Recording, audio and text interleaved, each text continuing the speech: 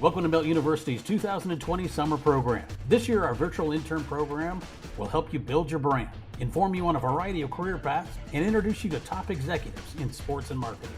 Here's your host, President and CEO of Melt, one of the largest independent sports and event marketing agencies in the country, Vince Thompson. Welcome, students. Summer 2020 Virtual Melt University. We've had a series of great podcasts from industry leaders, thought leaders. We've knocked down 2 lunch and learns from the forthcoming book coming out. And today we have a very, very special guest. He and I have been in a friendship, relationship, working professional relationship for over 20 years or nearly 20 years. And it is the power. We talk about the power of relationships, the power of staying in touch, the power of continuing to work on your relationships and evolve them over time. So Geoff Cottrill is in his second stint, or just completed his second stint with the Coca-Cola Company, where he served as Senior Vice President of Strategic Marketing, basically the de facto Chief Marketing Officer. He started his career graduate, good Seminole, Florida State University. Geoff got a lot of great FSU grads in our business and participating in this program, but a tremendous professional career. Started off in probably one of the best organizations in the world to come out of college, Procter & Gamble. When then he went to Coca-Cola, where I met him, and he was one of the first people that gave me an opportunity in 2002 when I was working out of my home with a cell phone and pitching this crazy idea around the Final Four, and he was very instrumental in now that the 18 Final Four, we've worked on all the music around it. Went to Starbucks, helped them become a pioneer at the time in music and molding that in with the coffee house and bringing those two things together. And then he wound up as the vice president of Converse, which is one of the greatest, most fabled we call them tennis shoes in Lower Alabama, but sneaker brands, where he revived, or was part of the team that revived that fabled brand. Basically, I think went from 200 or 300 million in sales to several billion in sales, and did a tremendous amount of innovation, which we're going to talk about today, because he's very passionate about music, passionate about marketing, passionate about his family with the value systems, but on the board of the Grammy Foundation, College Football Hall of Fame, just a wonderful person, wonderful friend. So welcome, Geoff Cottrill, to Virtual Melt University. Well, thank you. That was quite an introduction. I'm going to make sure I have that recorded and play that for any future meeting I'm in as my open. That's really nice. Thank you, Vince. Well, and then, like I said, I probably could have gone on several more minutes about it, but to our listeners, Geoff, the Melt University has always been a great labor of love of mine, based on my experience at Auburn University as a student, and I've always felt a calling and a passion to be able to share my wisdom and the wisdom of the relationships that I've built over time. And so we've got tremendous guests joining us this summer. But talk about what we're trying to do this summer. We've taken it virtual. We've got hundreds of kids joining us, and we're really talking about each student building their brand. The book is Brand You. And so, but talk about, let's start kind of from the beginning. Florida State, did you have a passion early on? Because we're talking to the kids about identifying your passion early on and pursue it with zeal. So at Florida State, did you have a passion for marketing or sales? But so kind of what path were you on when you went to Florida State? That's a great question. I have to say, it'd be nice for me to be able to say, oh gosh, I've had a passion since I was 17 years old to do this, that, and this. I grew up in Tampa, Florida. I went to a high school called Leto High School. It was a public high school. Not, an overwhelming percentage of the kids from my high school didn't even go to college. I went to Florida State, excited to be there. I had a really good time when I was there. I studied economics. I studied internationally for a couple of semesters. But honestly, I had really no idea what I was going to do. And I always thought at one point I was going to go work for my dad, who had a company in Tampa at the time. And that was kind of my path. I just sort of thought that's what was going to happen for me. And as I was a senior at Florida State, I received a phone call one day from someone at Procter & Gamble And I actually thought it was a joke. I thought it was my roommate playing a joke on me. So I get the call. Somebody says, "Is this Geoff?" I said, "Yes." "This is Procter and Gamble." I'm like, "That's a good one." And they were, "No, no, seriously, this is P&G." So I spent some time talking to them, and I started working for them out of school. And I think there were two of us at FSU that got hired at P&G at the time. And I really didn't know what I wanted to do, but they did a wonderful thing for me. They took me in, they taught me how to sell, they trained me in so many different aspects of business. And I am forever grateful. So, as I started in sales, I used to call on grocery stores that were very small, with some the size of what a modern day convenience store is. Mm-hmm. I called on them in North Florida. I sold coffee and orange juice. You try to sell coffee in the middle of the summer in North Florida. Right, right. Not an easy thing to do. So I'm blessed that they taught me so many great things, and I just sort of kept going from there and wound up here where I am now. Well, and obviously Procter and Gamble is the gold standard, along with Coca-Cola and several other major consumer packaged goods companies. But obviously, to be sought out by Procter and Gamble, I think you're probably underselling or understating yourself. But which obviously now the body of your work. But so then, how did you evolve into Coca-Cola? Because I remember the first time I ever walked into your office. I've got this weird memory about things, and I was no, of course, and guys, when you meet Geoff, he's this effervescent personality. He's got this glow. He's got this aura about him. But so I walk into his office, and there are probably like 1 million CDs stacked up in his office. And so, for the listeners who don't know what a CD is, it's a compact disc, and you used to pop it into your car or your Walkman or something like that. But I was fascinated with. I was like, what is this? And he goes, man, these musicians and these artists and these record labels, they send us all this music because they want to have Coca-Cola provide them with a major platform to showcase the music. And I immediately identified that I knew you had a passion for music.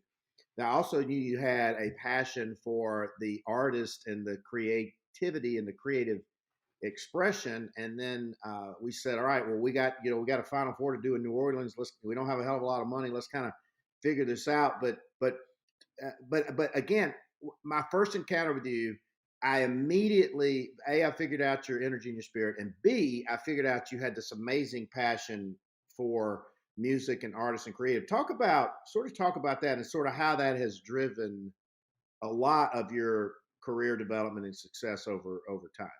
Yeah, it's great. Well, so I guess when I was 13 years old, I used to sell Cokes at Tampa Stadium, fountain Cokes at Tampa Stadium at rock concerts. It was the only way my parents would let me go to see a rock concert, was under the premise of me going and selling Cokes and making some money. And when I was 13, I had a dream to run a record label someday. And I got to see bands like Pink Floyd, Led Zeppelin, The Who, Jethro Tull, all these great, bands from the 70s. And just I've always had a burning passion and an interest in music. And when I got to Coca-Cola, I was in the sports marketing group, and just started meeting lots of people in the music business. And Mm-hmm. no one at Coke was focused on music. We hadn't had an entertainment marketing department globally.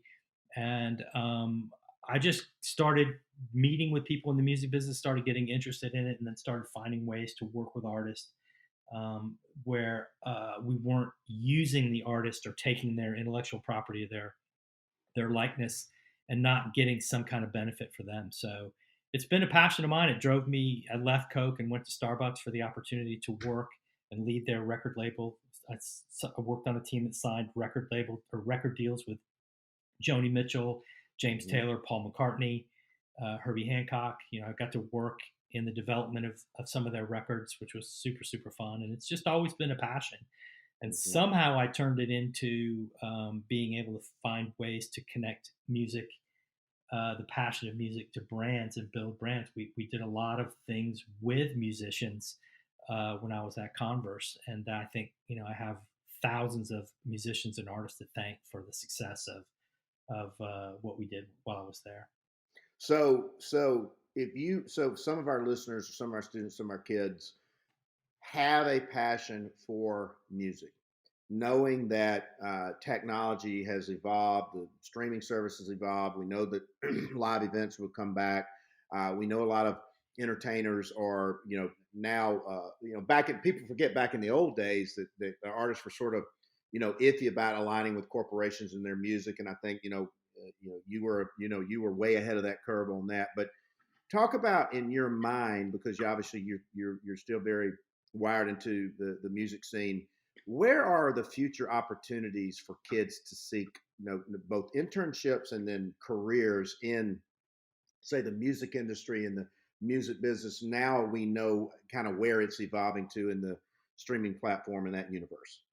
Yeah, well, I mean, the artists are now in control more than they've ever been in control in the history of music. The used to be the musicians were at the mercy of the record label who decided what their music was going to sound like, when it was going to be released, how it was going to be distributed, and what the artist had to do to promote the record. Now, with the technology that's available, musicians can start out of their bedroom and self promote themselves. If they've got good social media savvy, they can navigate the social media waters and build their own brands. And there are a tremendous amount of artists who are coming up out of their bedrooms building brands, and it's fun to watch. I think right now, in the middle of this COVID situation, the live music business is suffering the most, and artists are suffering because that's where they make most of their money, is Mm-hmm. live. So I think that business will come back, and it will come back with a vengeance, because I think Mm-hmm. all of us are dying to get back to Uh, some level of normalcy and get back to concerts. So, I mean, I think if you have a passion, it's a tough, very, very tough industry to work in, because there's no structure to it. There's mm-hmm. there's you can be anything you want. You have to have a bit of hustle. You have to have actually a lot of hustle, and you got to work hard, and you got to be lucky, to be able to break yourself into that world. So, like I said, it's a very tough business. Well, I think you hit on the word, hustle. We tell the kids you got to outwork people, you got to grind. One thing, Jeff, that we're starting to see, and then we know, is that the the job market was fiercely competitive for entry level students, entry level employees prior to COVID. What I'm seeing now is there's so many people in marketing services that have been furloughed and out of jobs. They're willing to take a lesser job at a lesser salary than they would have been maybe 3 or 4 or 5 months ago, which is going to further squeeze the entry level market. And so, part of our program is trying to tell the kids, hey, it's going to be tough out there. You got to grind. You got to stand above the crowd, and you got to get noticed. And so, and obviously you're going to get thrown off the saddle. So one thing that I want to stay on your music passion for a minute. One thing that I really admired that you did when you were at Converse was that you really used the Converse platform, to your point, empower artists, empower creativity, empower expression. And as I recall, you built at least one recording studio in New York called Rubber Tracks. Is that correct?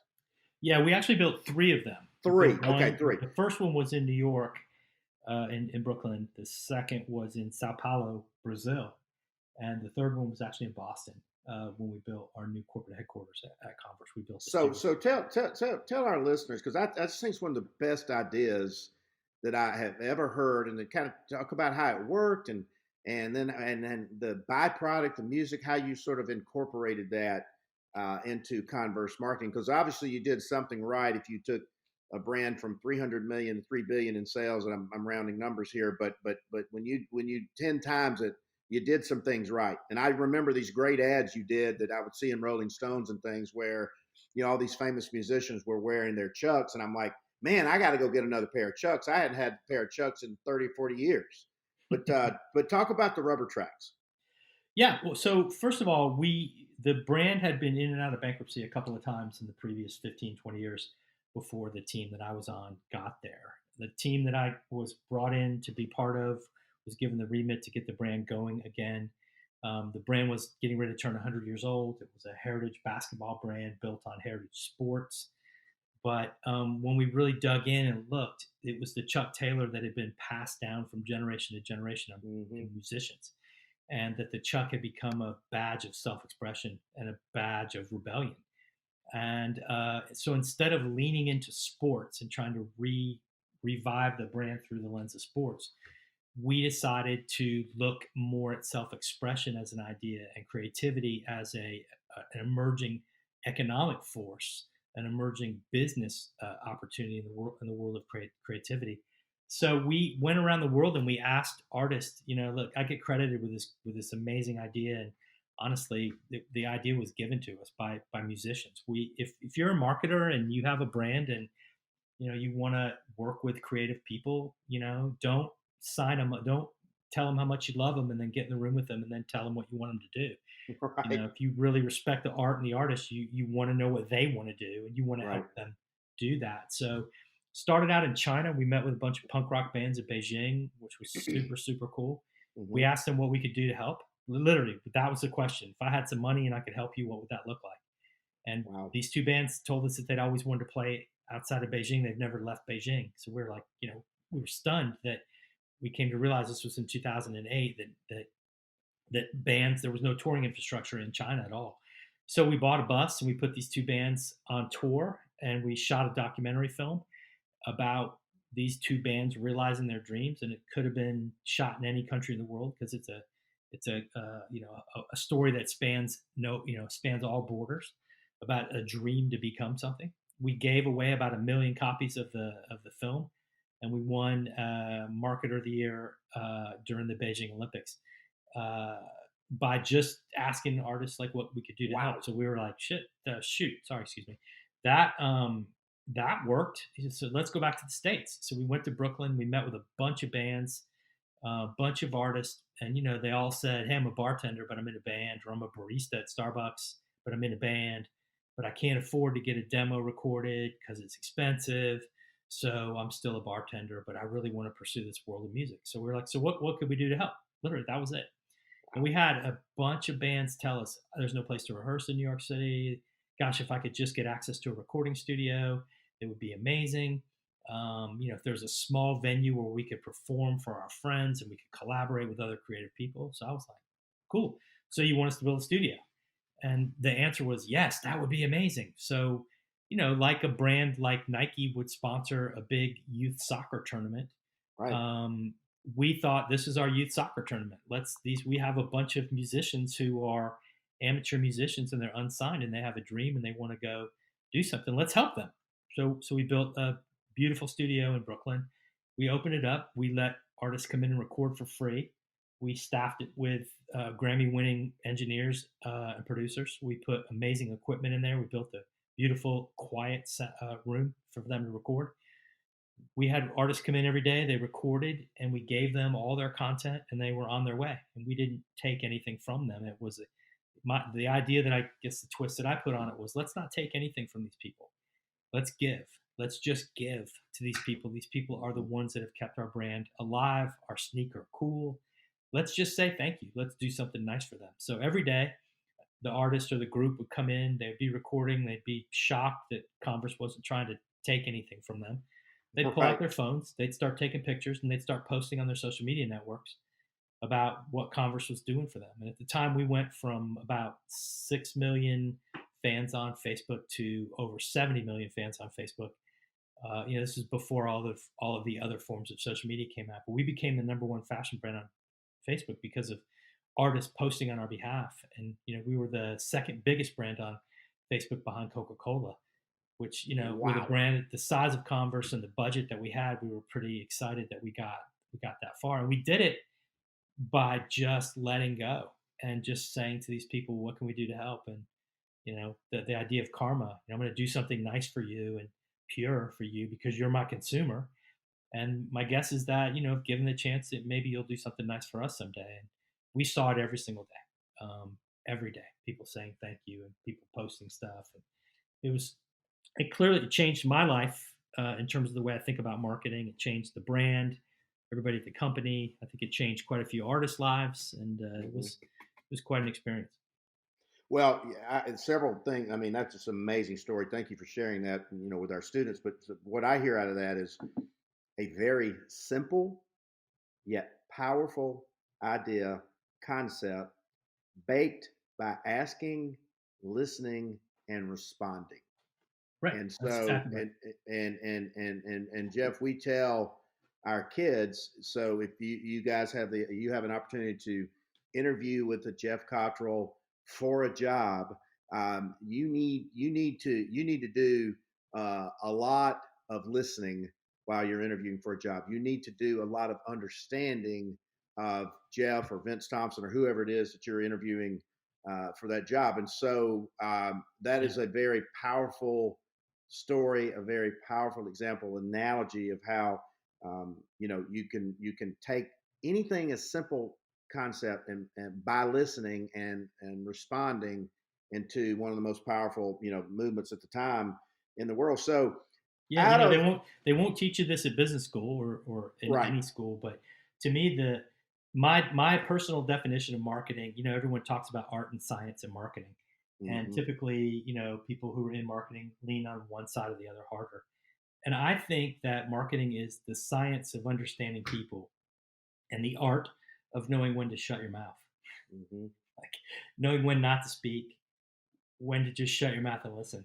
And all of the success I've had in my career has come when I have taken the time to just shut my mouth and really listen to the opportunities that were being presented to me that were Yeah, right. and that's what we tell the kids when they're interviewing. Like, hey, know your target, Yeah, soften your target, interview the interviewer, look them in the eye, bring the heat, look around for emotional cues in their office. If they studied Geoff Cottrill, they'd know you went to Florida State. They'd know you'd had a massively successful, career. But if they really dug deep, they could sit in a room and talk to you about your passion for music, walk out of the room and you go, man, that's the greatest interview I've ever had. And they didn't ever have to say a word. I always have the axiom, like, enough about me, let's talk about me some more. And all my people laugh about that. But what we're trying to do is trying to create all these little nuggets and these little tips for these kids to really crack through and get in that 5% because they're going to land that job. So of all the artists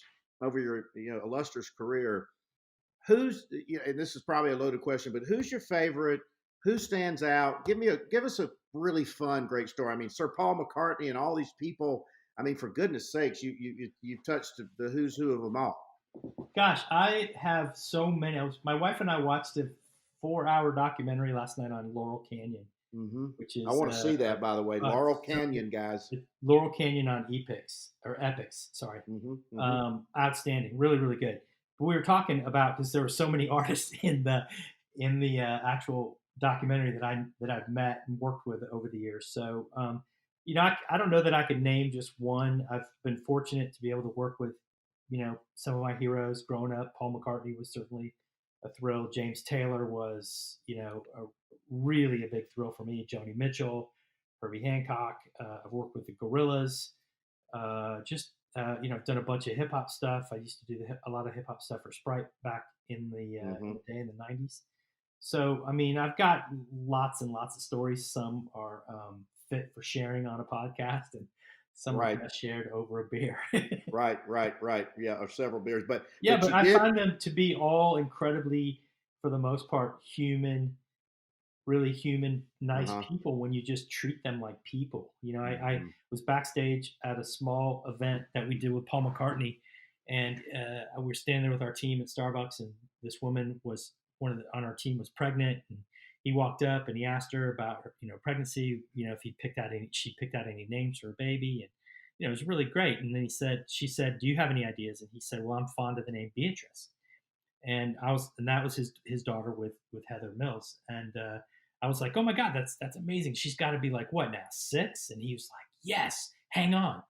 And he ran back into his dressing room and he grabbed his sport coat, his jacket, and he pulled a stack of Polaroid pictures, No way. Polaroids, out of his daughter, and he was like, this is her going to kindergarten on the first day. This is this, and he's handing me a dozen photographs of his child. And I was like, we're just a couple of dads right now talking about our Hmm. kids. Like, but you're Paul McCartney.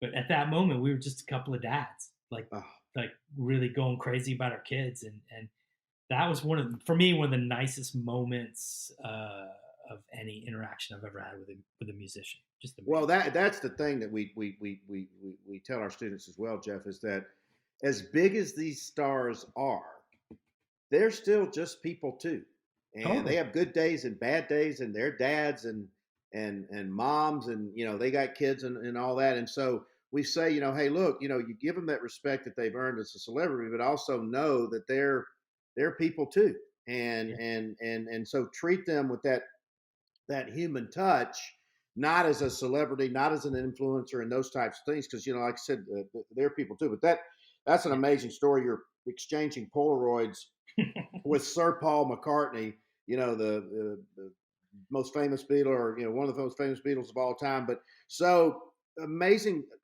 colorful career.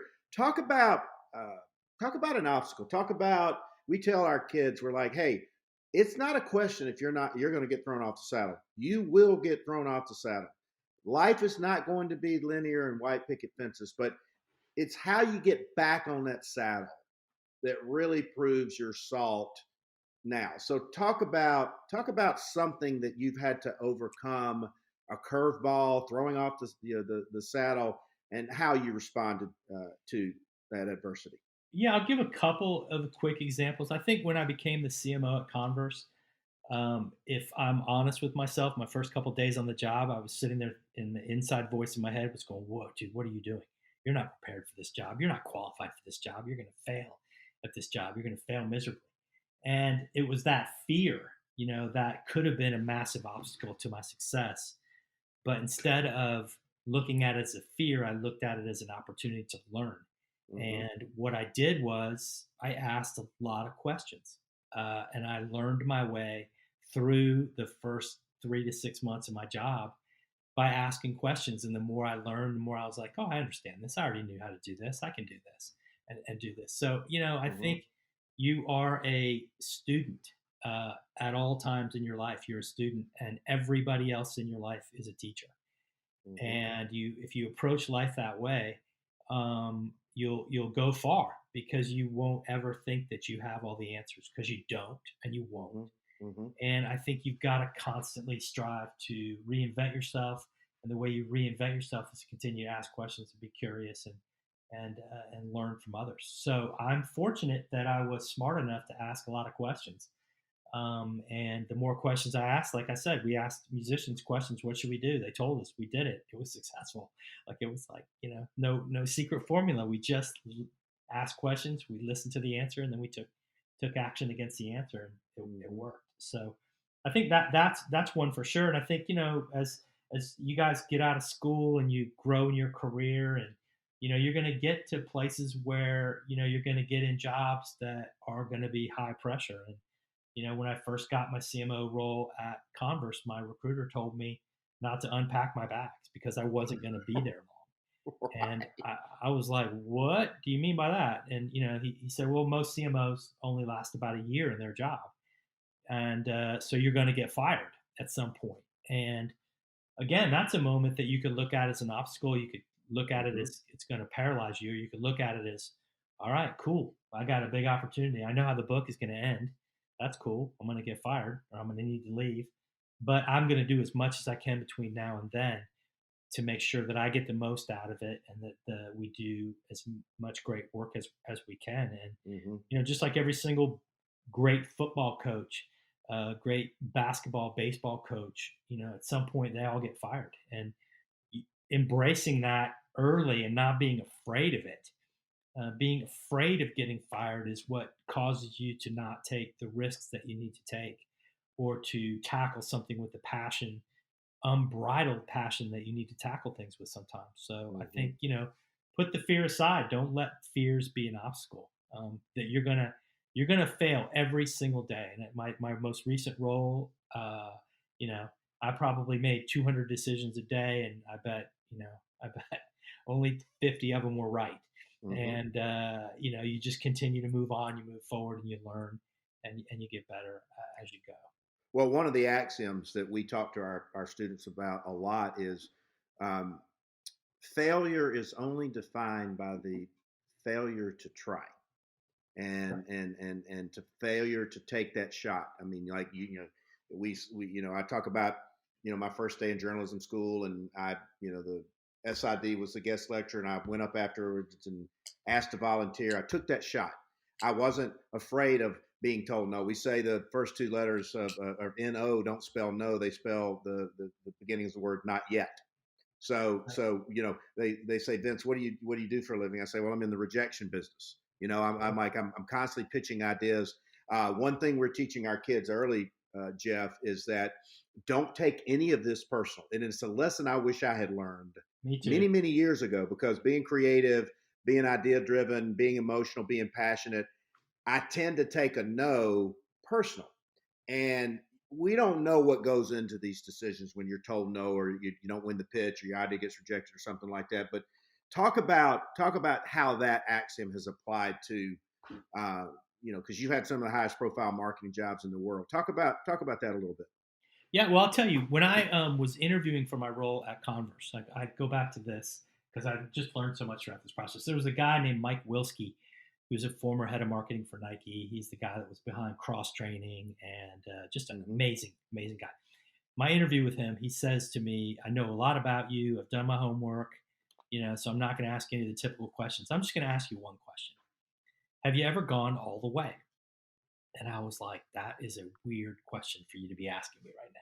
Thinking to myself, what do you mean by that? And he said, have you ever believed in something so much that you were willing to get fired over it? Like really believed in it and had the passion to back it up. And at that moment, that's the first time anyone in my life had ever asked me that question. And wow, the only answer to that question is the truth. There's no interview coaching on that one. I just said, oh my gosh, no, holy cow, I'm ashamed to tell you that I haven't. Oh my gosh. And I had a moment, and I said, I'll tell you what though, but if I get this job, I promise you that I will. And a year or so later, when we were going to build the studio, I kept getting told no, it's a dumb idea. No, we don't need that. We need ads. Go make ads. No, studio, that's a bad idea. And so I remembered those words, and I went in with all my passion in the world, and I quit. And then had a very passionate, heartfelt conversation with two of my bosses, and put it all on the line and said, look, I don't want to quit, but if this doesn't turn out well, you can fire me, but I'm willing to walk away if you don't let me do this. And it was one of those career and life defining moments that sometimes you just have to believe in your idea and what you want to do, and you have to go all the way. And if it doesn't work, it doesn't matter. So you just have to do it if you believe in it that much. So after that meeting, I called the guy, Mike Wilski at Nike, and I said, hey, I did it. And he said, did what? I'm like, I did it, dude. I did it. I went all the way. And he's like, what are you talking about? And he was messing with me because he played these Jedi, mind games with me all the time. And I was like, I went all the way. And he was like, oh, that's really great, Geoff. You know what's great about that? And I'm like, no, what? And all I wanted was a way to go or an attaboy or good job. Right, sure, yeah. And he said, the good thing about that is it's just going to make it a little bit easier for the next time you have to do it. And I was like, oh my gosh. But you do, man, sometimes you have to pick the places that you're like, no, this is it. We're doing this. And you got to risk it all. And, high risk, you fail, you might not get rewarded, but boy, will you learn something. And that passion is what is going to differentiate you from other people in the world, because there are so many people you're going to meet in your career that are there to play it safe. They're there to play defense. They're there to make sure nothing happens and nothing goes wrong. And they're not there to make things happen. They're not there to create the future. They're not there to see what has not yet been seen. And you've got to have that passion if you want to succeed. I think in any career, I can only give you advice in marketing because that's been my journey. But if you don't have that passion, then you're going to wind up playing defense your whole life. And there's nothing wrong with defense, but playing offense in your career is a lot more fun because you get a lot more things done. Well, you know, and you and I both encounter them a lot. We've encountered them a lot, and our students are going to encounter. You're going to encounter people that play not to lose. They're not Exactly. playing to win. They're playing not to lose, and you're going to see it over time as your career develops. That you're going to say, well, oh my God, this person's not a risk taker, and that typically will translate down to not sharing a value system with that person as well. And so at some point you'll know that your value system or your does it fit with that company or their culture or their ability to take risk and those types of things. Because in the Mel organization, there are no bad ideas. I want my kids to get their knees skinned. Those are the ones that stand out That's right. to me. So talk about the sort of the go-to sources that you have. We're constantly trying to educate our kids of various trade publications or things that books and podcasts that our leaders are sharing with them, because what I want to do is continue to broaden and enlighten these kids. We've had a guy that started front office sports. We had a guy that started sport techie. What are you within marketing and let's say sort of music, if people are interested in marketing and music careers, what are some of your go-tos that you would recommend to our students? It's funny, and I know a lot of people don't believe this, but I never read any of the marketing publications. I Wow. think I don't, because I think marketers for the most part are a bunch of copycats, I and agree with that. I agree. everybody. We're all unoriginal. If there's a new buzzword that Ad Age introduces at a conference, suddenly that becomes a buzzword, and every brand Right. in the world's chasing it. I'm just so not interested in any of that. And people would always ask me, what other brands inspire you? And I used to say, and it's true, I'm so inspired and so busy with my own brand that I don't really have time to be looking at other brands because I don't want to copy them. I want to be Hmm. original. You want to be You know, original, authentic brand you. yeah, but I think the key is to get to know, like, study the people, not the companies, but the people Hmm. behind the companies. Hmm. Study Hmm. them, learn about them, read about them. Don't read the industry propaganda stories all the time. Hmm. I never lived to get my name in brand week or Hmm. ad week. Like, I didn't care. That wasn't my goal. Hmm. When we launched a program, and the PR team would like say, we're going to talk to brand week. And I'd be like, so what? Like, big Right. deal. Right. Like, Right. we're talking to ourselves. I Right. didn't do this for other brands. I did this for, meeting the needs or executing an idea that was consumer centric and consumer based. So, I don't have any specific publications or podcasts or other than this one, I to know tell it's people it's, to it's the best. listen It's to. the it's the best one. But what you're saying is very powerful to our students. Be your authentic self. Yeah, Pursue your passion. yeah, Um, obviously, you and I went to college. There wasn't social media, there wasn't Facebook and those types of things. And we tell the kids that, hey, it's great to express yourself and all that, but be very cognizant that, yeah. future employees are going to go look at your social media profile. So No question. so as you're building your brand new, we call it the grandmother rule. Don't post anything that you wouldn't want your grandmother to see. But you know, I think today, I mean, just guys, I want you to listen to this podcast. I want you to re-listen to this podcast. I want you to study these great case studies that Geoff talked about, because, like I said, I was after he left Coke, I was very sad because we were just hitting a good stride, but I followed his career at Converse, and I know a good idea when I see it or read about it. And the rubber tracks is one of the best case studies probably in the history of marketing. But Geoff, any parting shots or parting words of wisdom to our kids before we wrap up today? No, I'd say, well, yeah, I mean, yes. I would say, you just mentioned the social media piece. And, I think hopefully if you take anything away from this, you take away that I have a tremendous amount of passion for what I do and what I believe in. And I once made a big mistake. Uh, there was a major corporation, a major global corporation that was launching an advertising campaign that featured some art from some street artists who happened to be friends of mine. Um, This was 5 or 6 years ago. And when the artist asked to be paid, the company refused to pay them, and it became a thing. And these street artists are starving kids, Sure. literally starving artists. So I used my social media platform to write a fairly scathing letter. It was intended to be a challenge to the rest of the industry to make sure that we take care of the arts and we take care of these artists, that we don't just use their art to make our brands look cool, but we actually take care and nurture and support these communities.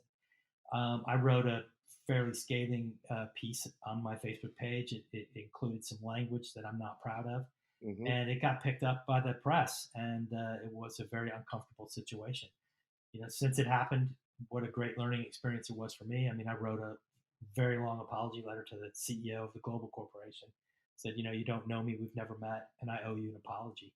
I used you as an example. I was trying to make a bigger statement, but the piece that I wrote wound up being more of a slash piece against you guys, and I'm regretful and I'm sorry for it. So it's a lesson learned to be careful, because everyone's watching what you do, and you can rest assured that a future employer is going to check your feeds. They're going to check what you say, what you stand for. In some cases, what things that you do, you say.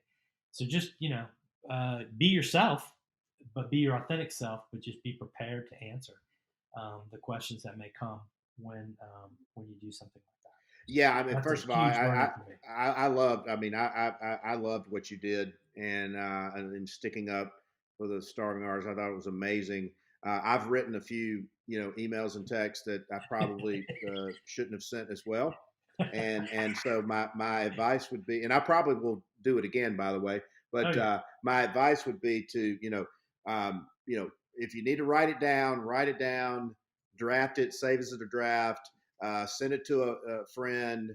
So because once it's in that writing and it's in that etherverse, I mean, it is, you can't take it back. So.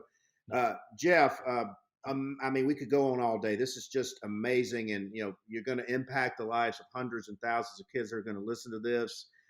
You'll probably hear from some of them. We encourage, I hope so. We encourage, we know you'll respond, but what an amazing time. On LinkedIn, please. Yeah. LinkedIn is the greatest, business and networking tool. Check Geoff out. Got a lot of good records on there, a lot of good postings, a lot of good opinions. We communicate with one another on there. But Geoff Cottrill, marketer extraordinaire, family man extraordinaire, sharing his stories from the Coca-Cola Company, Procter & Gamble, Starbucks, Converse, working with Sir Paul McCartney. I mean, just amazing.